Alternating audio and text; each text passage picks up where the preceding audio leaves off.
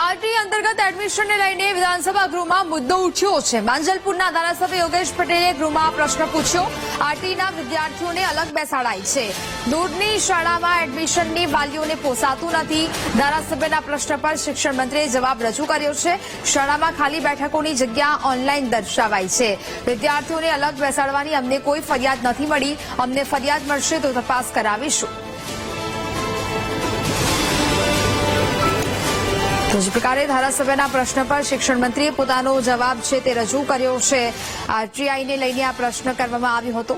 શિક્ષણ મંત્રીએ જવાબ રજૂ કર્યો કે શાળામાં ખાલી બેઠકોની જગ્યા ઓનલાઈન જ દર્શાવાઈ છે। વિદ્યાર્થીઓને અલગ બેસાડવાની અમને કોઈ ફરિયાદ અત્યાર સુધી મળી નથી। અમને જો આ પ્રકારની કોઈ ફરિયાદ મળશે તો તપાસ કરાવવાનું પણ તેમણે કહ્યું છે।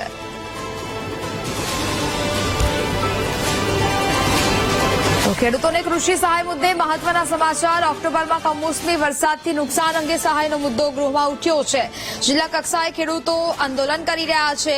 લાંબા સમયથી કૃષિ નુકસાનીનું વળતર ચૂકવાયું નથી અને જેને લઈને ઓક્ટોબરમાં કમોસમી વરસાદથી નુકસાનીની સહાય ક્યારે ચૂકવાશે તેવો પ્રશ્ન અમિત ચાવડાએ કર્યો। કમોસમી વરસાદથી નુકસાનની સહાયને લઈને કૃષિ મંત્રી બોલ્યા અને તેમને જવાબ રજૂ કર્યો।